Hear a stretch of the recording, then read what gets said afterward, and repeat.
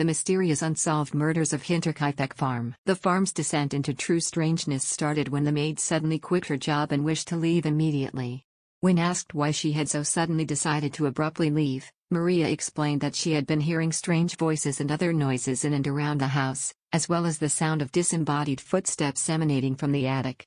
The terror-stricken maid had become convinced that the house was haunted and wished to stay there not a moment longer.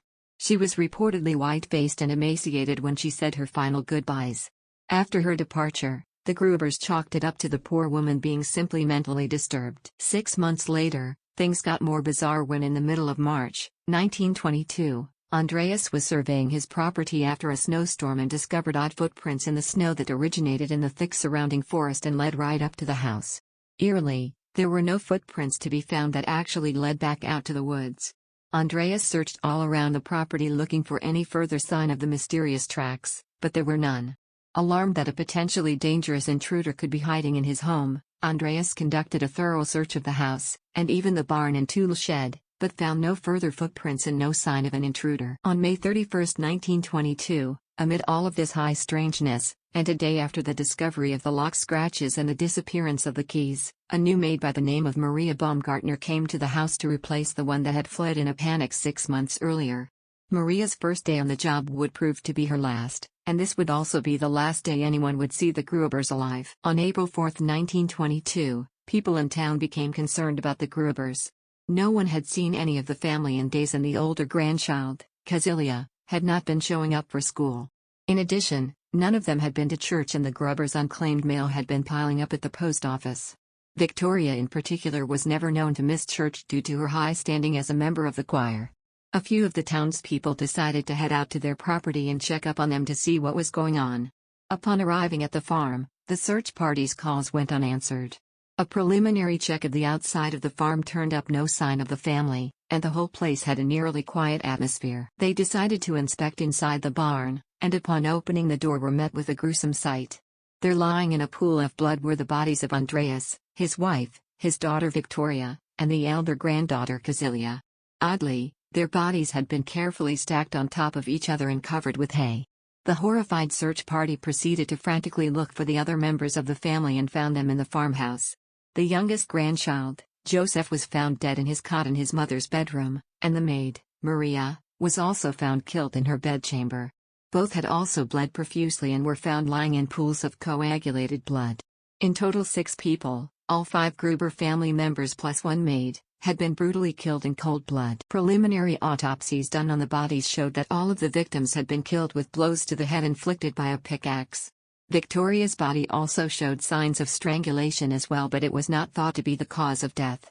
The perpetrator was guessed to be very familiar with the use of a pickaxe, since all of the wounds had been precise and confidently delivered, with only a single, decisive blow to the head evident on each corpse and no such wounds to the bodies.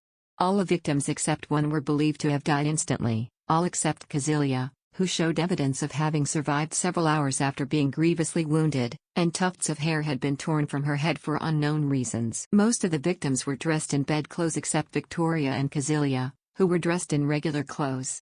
This plus the fact that Maria and Joseph had been killed in bed suggested that the murders had happened in the evening, right around bedtime. An investigation of the crime scene led police to the conclusion that someone had lured Andreas Gruber, his wife, and his daughter Victoria into the barn one by one to dispatch them with a pickaxe, after which the murderer had entered the farmhouse to finish off little Joseph and the maid as they lay in their beds. It was believed that Victoria and Kazilia had likely been the first to arrive and be attacked, since they had not been dressed for bed when they had gone out to investigate whatever had drawn them to the barn.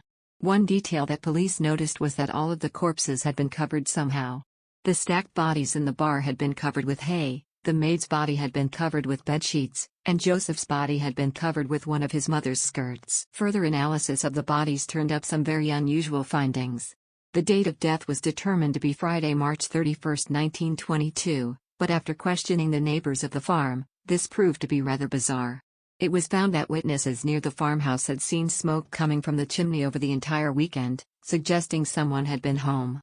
The house also had evidence that someone had only recently eaten meals there, and one of the beds appeared to have been slept in not long before the bodies had been discovered. In addition, it was found that all of the cattle and livestock were well fed and had recently eaten. which was an odd finding seeing as everyone who typically cared for them had been dead for nearly a week. In fact, none of the animals on the farm had been harmed in any way. The dog, which was found barking in the barn, had been patiently tied up by whoever had killed the family and was shaken but otherwise healthy.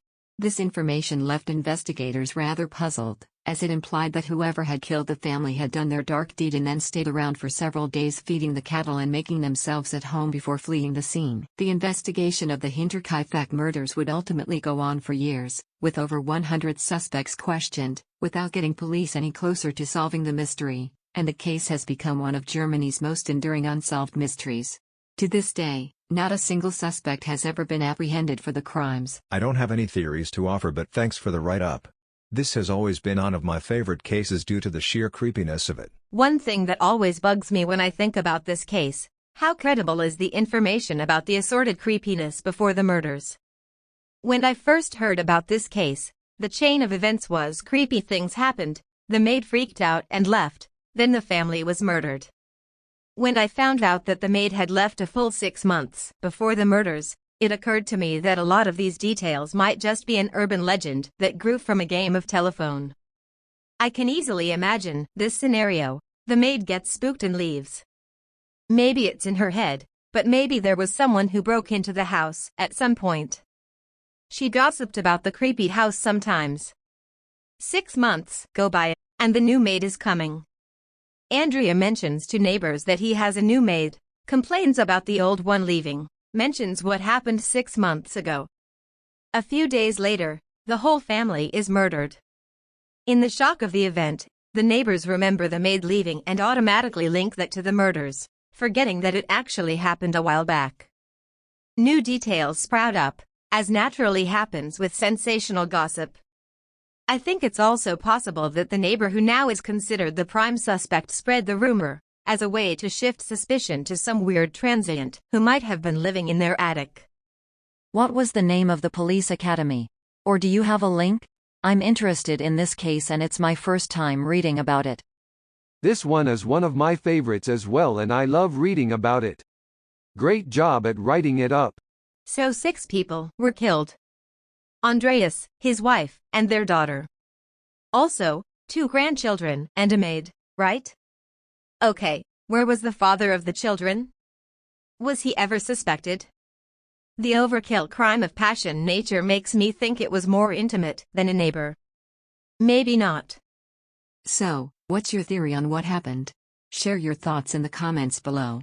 If you enjoyed this, please give it a thumbs up and subscribe.